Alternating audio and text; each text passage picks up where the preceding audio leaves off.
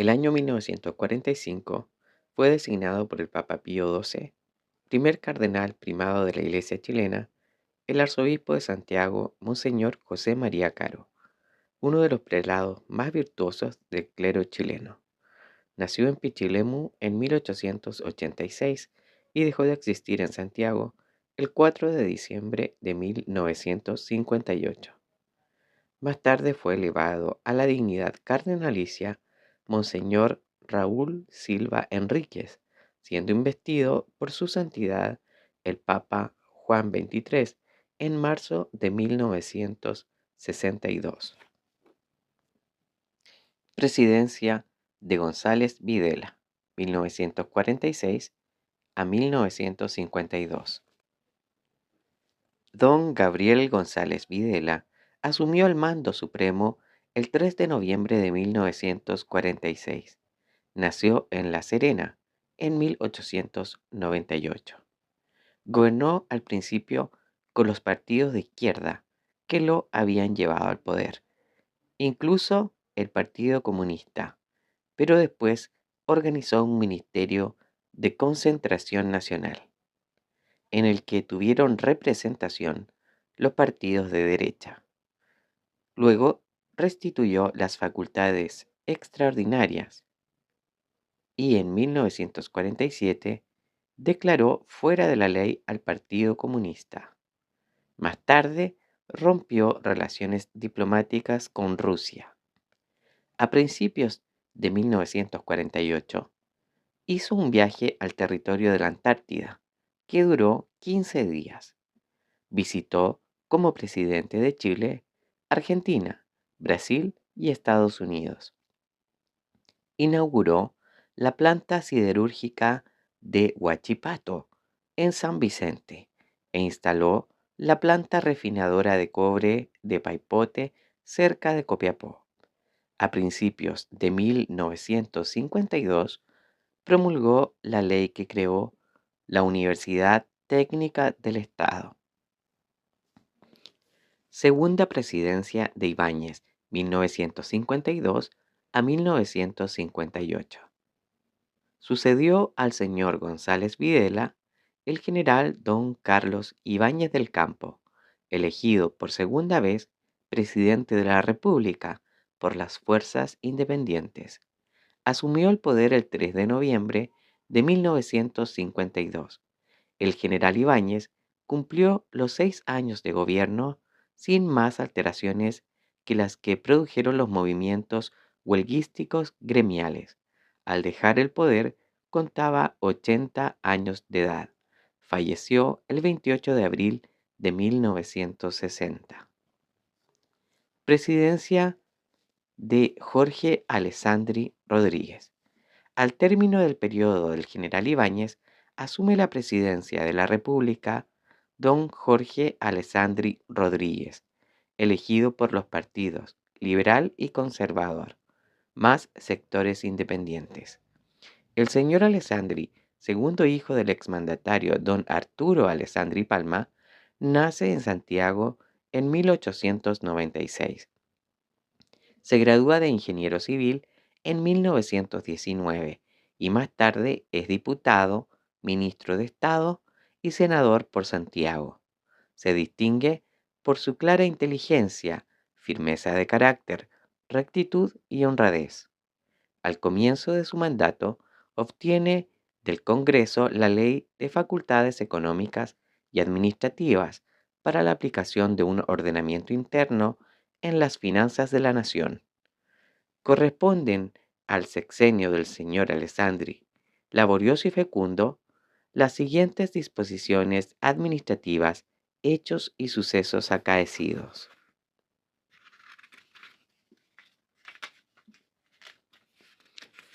Se instituye un nuevo régimen monetario que comienza a regir desde enero de 1960, en el que desaparece el peso y se adopta el escudo, equivalente a 1.000 pesos.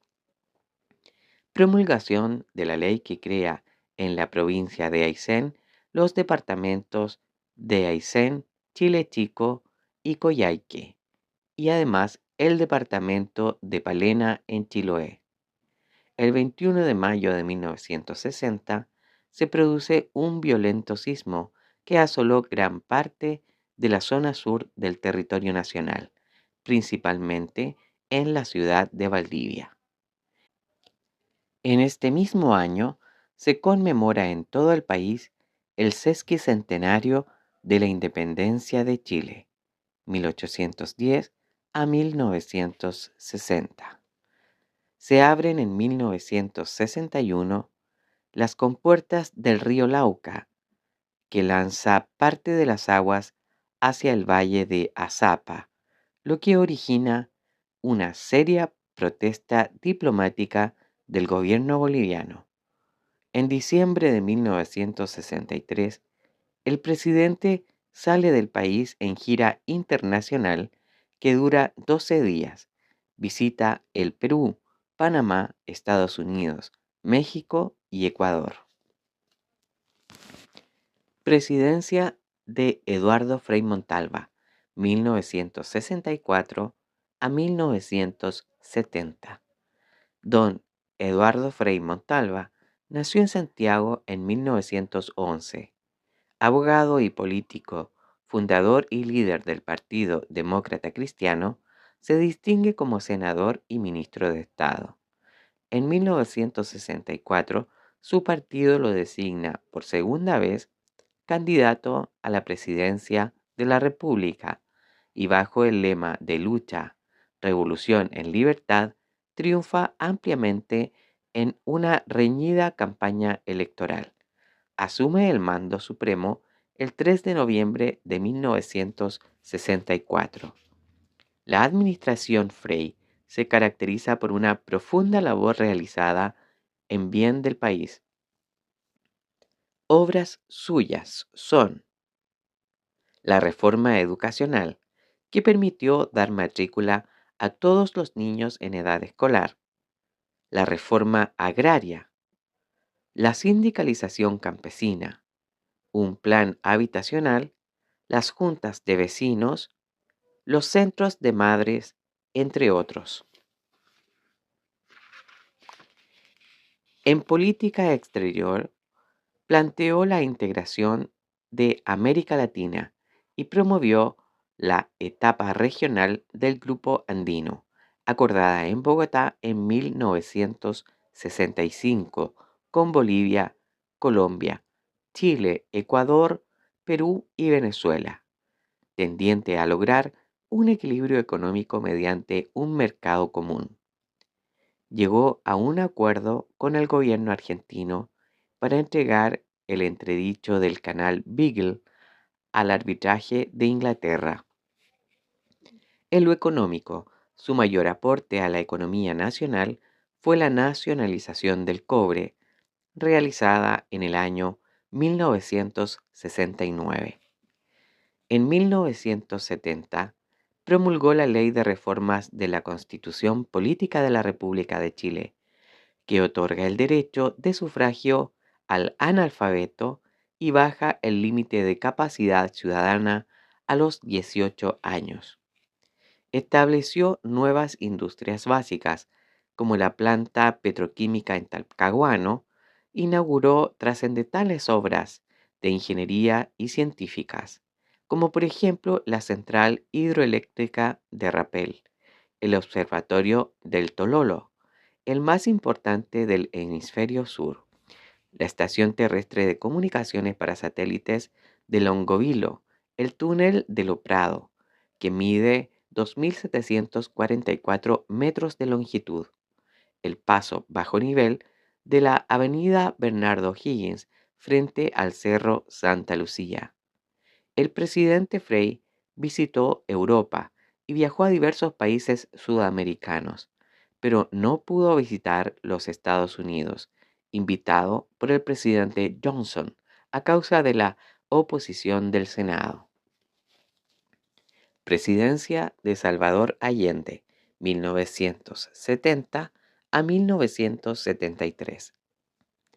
Don Salvador Allende Gossens, médico y político socialista, nacido en Santiago en 1908, De destacada actuación parlamentaria fue el abanderado de la combinación política de izquierda llamada Unidad Popular para suceder a Frei. Como ninguno de los tres candidatos en lucha, Allende, socialista, Alessandri, independiente y Tomic, demócrata cristiano, alcanzaran en las urnas la mayoría absoluta, el Congreso Pleno, reunido el 24 de octubre de 1970, debió elegir presidente de Chile entre Allende o Alessandri, que obtuvieron la primera y la segunda mayoría relativa, respectivamente. Resultó triunfante el señor Allende con el apoyo de los parlamentarios del Partido Demócrata Cristiano, con 153 votos sobre 35 del señor Alessandri. El doctor Allende Gossens asumió el mando supremo el 3 de noviembre de 1970 por el sexenio de 1970 a 1976. El presidente Allende no terminó su mandato constitucional en el lapso de los casi 3 años que duró su gobierno popular revolucionario. Fueron produciéndose sucesivamente hondas divergencias políticas entre la oposición y el presidente, derivadas de su gestión administrativa, económica y social, que acabaron por conducir al país a una aguda crisis institucional, imposible de resumir en breves páginas. En términos generales, se puede decir que tuvo que afrontar la tenaz oposición de diversos sectores, de la mayoría parlamentaria y de la prensa opositora empeñada en impedir el avance del marxismo socialista y en precipitar la caída del gobierno. A fines de 1972, la violencia había adquirido límites jamás antes vistos en el país. Menudeaban los atentados terroristas y el sectarismo amenazaba con quebrantar las bases de la legalidad y la propia seguridad de las personas. Ante tal emergencia, a petición del jefe de Estado, acudieron miembros de las Fuerzas Armadas a integrar el gabinete en 2 ocasiones. No obstante, fueron vanos los intentos por solucionar los problemas del país. En estas circunstancias, se produjo el 29 de junio de 1973 el complot de algunos tanques, oportunamente sofocado. La situación se tornó caótica. Los paros gremiales prolongadísimos, el desabastecimiento, las colas y el mercado negro provocaban un clamor público dramático que las Fuerzas Armadas no podían dejar de oír.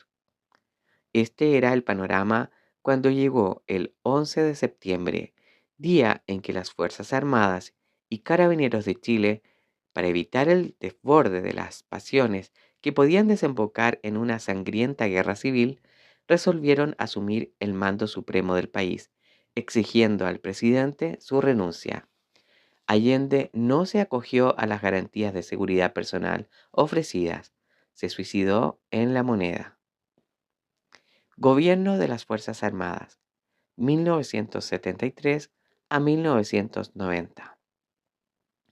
Derrocado el régimen de la Unidad Popular, asume el mando de la nación una junta militar de gobierno integrada como sigue. Presidente de la Junta, General Augusto Pinochet Ugarte, comandante en jefe del ejército. Almirante José Toribio Merino Castro, comandante en jefe de la Armada. General del Aire Gustavo Leit Guzmán, comandante en jefe de la Fuerza Aérea. General César Mendoza Durán, general director de Carabineros. Mediante el decreto ley número 1, la Junta expresa que se constituye con el patriótico compromiso de restaurar la chilenidad, la justicia y la institucionalidad quebrantada, conscientes de que esta es la única forma de ser fieles a las tradiciones nacionales. Como primeras medidas dispone el estado de sitio y la clausura del Congreso Nacional, declara en receso los partidos políticos, decreta la ruptura de relaciones con Cuba y anuncia que mantendrá vigentes la autonomía del Poder Judicial y la asesoría de la Contraloría General de la República. Con estas y otras medidas destinadas a consolidar el orden y la tranquilidad pública, el nuevo gobierno inició el proceso de reconstrucción nacional. Posteriormente, el Comité Asesor de la Junta buscó una fórmula para centralizar el poder ejecutivo. Mediante el Decreto Ley número 527 se establece la separación del poder legislativo, que queda en manos de la Junta, y del poder ejecutivo, que queda en manos del presidente de la Junta, como jefe supremo de la nación. Así, el general Pinochet es investido de tal poder. Más tarde, en diciembre de ese mismo año, un nuevo decreto ley establece que con el título de presidente de la República ejercerá las funciones de jefe supremo de la nación el comandante en jefe del ejército, general Augusto Pinochet Ugarte. Este había nacido en Valparaíso en 1915 e iniciado su carrera profesional en 1933 como alumno de la Escuela Militar. A partir de su egreso como subteniente, ocupará todos los cargos de la institución hasta llegar en 1970 al de general de división. Desde un comienzo, el gobierno intentó darle a la economía un rumbo totalmente distinto al del gobierno anterior. Entre las llamativas alternativas, el presidente Pinochet eligió el modelo neoliberal. Esto produjo entre los años 1976 y 1982 lo que se llamó el milagro económico. Se liberaron los precios, se terminó con la política proteccionista, se privatizaron gran parte de las empresas que habían sido estatizadas mediante fórmulas irregulares y se flexibilizó el mercado laboral. De una inflación del 343% acaecida en 1975, se bajó al 9% en 1981. De exportaciones no tradicionales por 100 millones de dólares en 1973 se pasó a 1.800 millones en 1980. En lo social se hicieron profundas reformas. Se cambió el sistema previsional, incorporándose el concepto de capitalización individual. La estructura sindical pasó a ser vertical bajo el concepto de que empresarios y trabajadores tenían los mismos intereses, competir eficientemente con las demás empresas similares. Se traspasaron a las municipalidades los servicios de educación y de salud primaria, y en general se descentralizó la administración de los recursos públicos. En lo político se fueron creando condiciones para volver paulatinamente a una democracia renovada, a la llamada por Pinochet democracia protegida. En 1978, tras una condena de la Organización de las Naciones Unidas al sistema, el gobierno llamó a un plebiscito para reafirmar su legitimidad, el que ganó con el 75% de los votos. En agosto de 1980, Pinochet llamó a un nuevo plebiscito, esta vez para que se aprobara o no el proyecto de constitución elaborado por un grupo de juristas, entre los que se hallaban los expresidentes Jorge Alessandri y Gabriel González Videla. La constitución fue aprobada por el 67,04% de los votantes. La nueva constitución, entre otras materias, establecía un itinerario para la transición a la democracia, un periodo presidencial de 8 años más y un nuevo plebiscito en 1988 para avalar o no un segundo periodo presidencial de 8 años, la creación de la institución de los senadores designados, la creación del Consejo de Seguridad Nacional y el establecimiento de la autonomía del Banco Central. Sacudido en 1982 y 1983 por una grave crisis económica, el país empezó a dar muestras de descontento, culminando en 1983 con protestas populares. Fracasados todos los intentos de conversaciones entre los partidarios del gobierno, que había empezado a agruparse en partidos políticos, y la oposición, que igualmente se había agrupado para obtener cambios en el itinerario político, se llegó al plebiscito de 1988. En este se plebiscitaría quién conduciría el país. Durante los próximos 8 años, la Junta de Gobierno proclamó candidato a Pinochet y la oposición, unida en la recién creada Concertación de Partidos por la Democracia, integrada por la Democracia Cristiana y los partidos de izquierda, aceptó el plebiscito para decirle no a Pinochet. Habiendo perdido Pinochet el plebiscito, intentó, en lo que le restaba de gobierno, consolidar su sistema político. Para ello, sus representantes negociaron con la oposición una reforma constitucional que eliminó algunos de sus artículos más duros y promulgó un conjunto de leyes, entre las que estaba el establecimiento de un sistema electoral binominal. Presidencia de Patricio Aylwin, 1990 a 1994. La lucha por acceder a la presidencia se dio en diciembre de 1990, finalmente entre dos personas. Patricio Aylwin, candidato de la Concertación de Partidos por la Democracia, y Hernán Vigi, representante de la derecha. Venció Aylwin con el 55,2% de los votos. Patricio Aylwin Azócar había nacido en Santiago en 1918 y se tituló de abogado en la Universidad de Chile.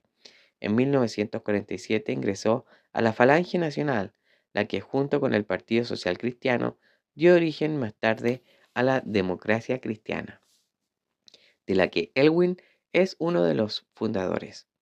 Elegido senador en 1965, llegó a ser presidente del Senado. Fue también presidente del Partido Demócrata Cristiano. En lo político, el nuevo gobierno se propuso perfeccionar las instituciones democráticas, insistiendo en reformar nuevamente la Constitución, eliminando los senadores designados y otras instituciones que denominaba enclaves autoritarios. Este objetivo no pudo lograrlo por no tener mayoría parlamentaria para ello.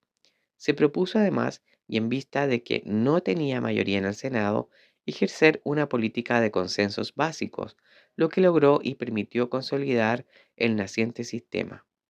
En lo económico, se propuso continuar con el sistema neoliberal, realizando al mismo tiempo cambios para lograr lo que llamó crecimiento con equidad, es decir, reconociendo que el país tenía una deuda social con los más pobres, la que debería comenzar a pagarse. Estos habían sido muy perjudicados durante la crisis de los años 1982 y 83.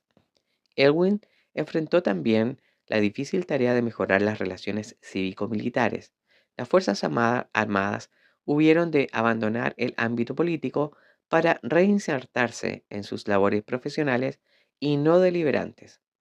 En esta tarea, el gobierno deseaba disminuir la relativa autonomía que le daba la Constitución a las Fuerzas Armadas, así como aclarar las violaciones a los derechos humanos de que se acusaba al mandato anterior. Tras muchas tensiones y para avanzar en esto último, el presidente creó una comisión de verdad y reconciliación, encabezada por el jurista Raúl Rettig. Sus conclusiones entregadas al presidente en febrero de 1991 consignaba los nombres de 957 personas desaparecidas que habían sido detenidas y presuntamente muertas. Aun cuando ya se estaba en democracia, Aylwin le tocó enfrentar también diversas acciones terroristas, un grave atentado contra el general del aire Gustavo Leit, ex miembro de la Junta Militar, y los asesinatos del coronel de carabineros Luis Fontaine, jefe de la DICONCAR, un organismo de inteligencia de carabineros, y de Jaime Guzmán, senador de la República y cabeza del partido Unión Demócrata Independiente. El gobierno replicó creando la Oficina de Seguridad Pública, la que coordinó los sistemas de inteligencia de las instituciones militares. Logrado el consenso en torno a esto y a otras materias, la presidencia de Elwin pudo continuar en paz el desarrollo económico del país con un gran crecimiento del producto, la construcción de un importante número de casas para el sector popular, un activo desarrollo de las exportaciones y la creación de nuevos mercados para los productos nacionales. Todo esto mejoró ostensiblemente el nivel de vida de una mayoría importante de chilenos, reduciéndose significativamente el número de indigentes y de pobres. Presidencia de Eduardo Frei Ruiz-Tagle, 1994 al año 2000. A finales de la presidencia de Patricio Aylwin se enfrentaron como los principales candidatos para el próximo periodo presidencial, ahora de 6 años, Eduardo Frei Ruiz-Tagle, representante de la Concertación de Partidos por la Democracia, PPD, y Arturo Alessandri Besa por los partidos de derecha. Fue elegido Frei con el 57,98% de los votos contra el 24,41% de Alessandri. Frei Ruiz-Tagle, hijo del presidente Frei Montalva, se propuso en lo político terminar de una vez con la transición a la democracia y poner énfasis en la modernización del Estado. Para ello intentó realizar algunas reformas constitucionales tendientes a cambiar la composición del Tribunal Constitucional y del Consejo de Seguridad del Estado, eliminar los senadores designados y vitalicios y cambiar el sistema electoral vigente, para todo lo cual no logró la votación necesaria en el Congreso. Impulsó además algunas reformas del Poder Judicial, principalmente las de la Corte Suprema, promoviendo el retiro de sus ministros a los 75 años de edad, la ampliación del número de sus miembros y la abolición de los abogados integrantes en las Cortes. En lo educativo, el gobierno inició una reforma que tenía como objetivo mejorar la calidad de la enseñanza básica y media. En lo económico, se mantuvieron el sistema de libre mercado de los dos gobiernos anteriores, buscando acentuar las exportaciones y suscribiendo acuerdos de libre comercio bilaterales con diversas entidades internacionales. La crisis económica internacional que se produjo durante el periodo afectó el crecimiento del país, que no pudo crecer como lo había hecho en el gobierno anterior. Lo que sí se logró fue mantener la inflación en niveles mínimos. Dos acontecimientos le crearon serias dificultades al gobierno: la acentuación del problema mapuche, que venía desarrollándose desde el año 1994, con sus secuelas de tomas e incendios de bosques y predios agrícolas particulares en la región de la Araucanía, y la larga detención en Londres y posterior liberación del expresidente Augusto Pinochet. Por otra parte, a finales de 1999 se creó la mesa de diálogo con el intento de resolver los problemas de violación de los derechos humanos producidos durante el gobierno de las Fuerzas Armadas y que aún estaban pendientes. Conformada por representantes del mundo civil, religioso y militar, y tras 10 meses de trabajo, la mesa emitió sus conclusiones, entre las que estaba la siguiente: es necesario formar y educar a nuestras generaciones futuras en el debido respeto de los derechos de las personas. Para ello, se deben incorporar o reforzar en todos los ámbitos de la enseñanza nacional los contenidos del derecho internacional, de los derechos humanos y del derecho internacional humanitario.